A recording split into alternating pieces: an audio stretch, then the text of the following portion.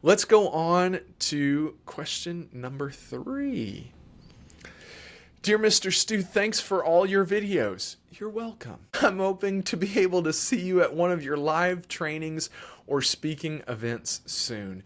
Yes, I'm traveling all over. You can head to my website. It's badkidsdon'texist.com. You can go there and there's a link that says calendar. You can click there and see all the different places that I'm going to be as those are coming up.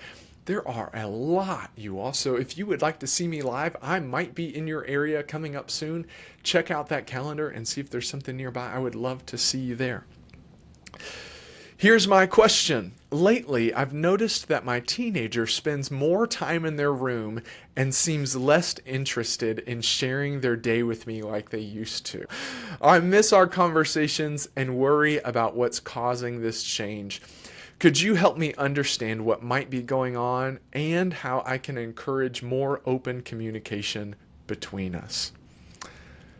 If you are the parent of a teenager, you have felt this question.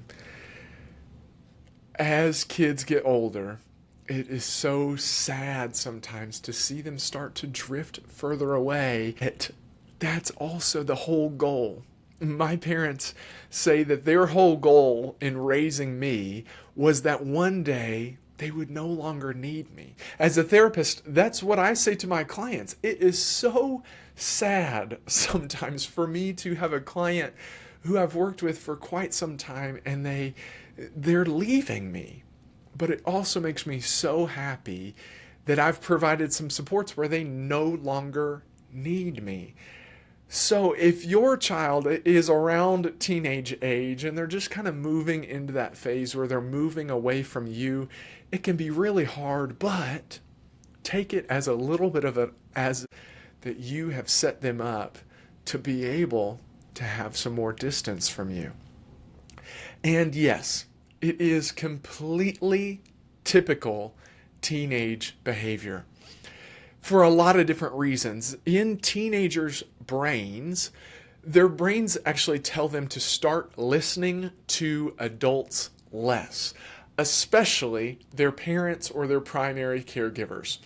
It tells them to stop listening to those voices. Because of evolution, the reason that takes place is because in earlier stages of our development as a species, kids around teenage age were about to leave their parents. So their brains were telling them, hey, you need to start listening to them less. You got to start figuring out your own stuff. You got to start making your own decisions. You got to start doing all of this by yourself more. So their brains are telling them, stop listening to these people. They don't know what you know. And maybe that's what your teenager thinks is you don't know anything about being a teenager. You don't really know me, whatever it might be.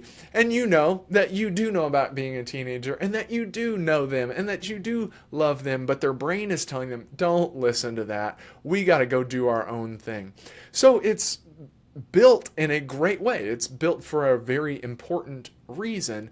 That doesn't mean it doesn't hurt. When a child who maybe you used to be so close with and you used to do everything with, and now they're starting to drift away. If that happened all at once immediately and there was just this huge change in a week's worth of time and this is happening out of nowhere, that might be something to explore further. But if this is just something that over the past several months they've just started to spend more time by themselves or with their friends and they're starting to talk to me less, and it seems like they're doing well across everything, but they just don't want me in their life as much. That's completely typical. It's completely appropriate, and it's not something to panic about. But there are some ways that you can build communication between you and your teenager.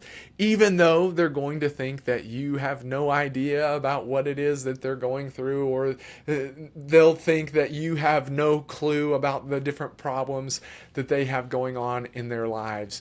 There are some ways that you can open up some more communication with teenagers.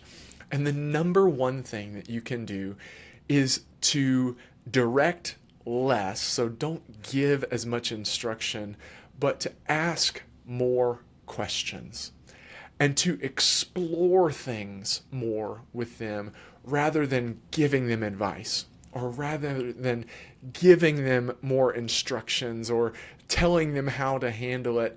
Explore it with them and let them come to those conclusions on their own. Their brains are hardwired to say that what you say is wrong and they shouldn't follow it. So if you are giving more directives, if you're giving more instructions, if you're giving more advice, their brains are going to say, nope, we are not following that. But if you are engaging them in a back and forth conversation where it's not that you're telling them what to do, you are asking them what they think they should be doing, or you're asking them about their day and different things that they would like to do, not trying to give them more instructions and advice, but really exploring their life with them and seeing what they think about it and the ideas that they have about it. They'll be much more open to communication with you. That's the number one thing, is give less directives and engage in a back and forth more. And another thing that you can do is actually schedule that time. Teenagers, as much as they might say that this is wrong, they do follow routine and they do enjoy routine.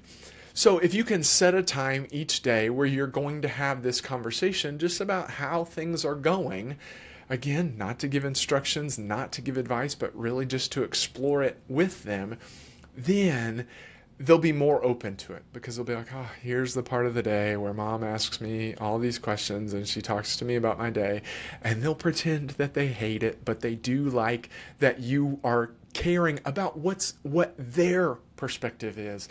And that's the whole point, is it's not to tell them how they should be feeling or tell them what they should be thinking or tell them what they should be doing, but really exploring these things with them. And if you'll do that, they'll be much more open to the conversation. But I can also tell you that it might be a while before the conversation opens back up fully. There does come a shift again in kids, much older kids, but a shift happens where they then see, I have developed myself, I'm ready to reintroduce myself to my parents, and now we can have this open dialogue again.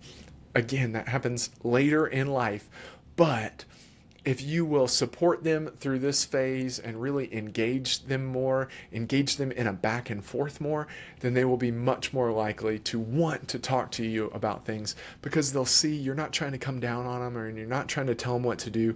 You really are just wanting what's best for them, and you're wanting to support what it is that they have going on. Hopefully that is helpful, because it's a difficult thing. And so many times as parents, it can just feel like, oh, my little baby is slipping away from me. And they are. But that's a great, great thing. And it's nice to know that if you have set your child up for success, it does mean that they need you less. As tough as that can be. Thank you very much for that question. Thanks for writing in. Let's go on to question number 4. Dear Mr. Stu, I am both a teacher and a parent.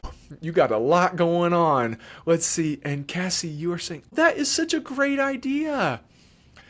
Cassie is saying that she connects by texting memes back and forth with her kids. That is such a great idea, to be able to communicate just in a silly way. And it could be, send me the meme of how you're feeling today. Oh, great tip there, Cassie. Thank you so much for that.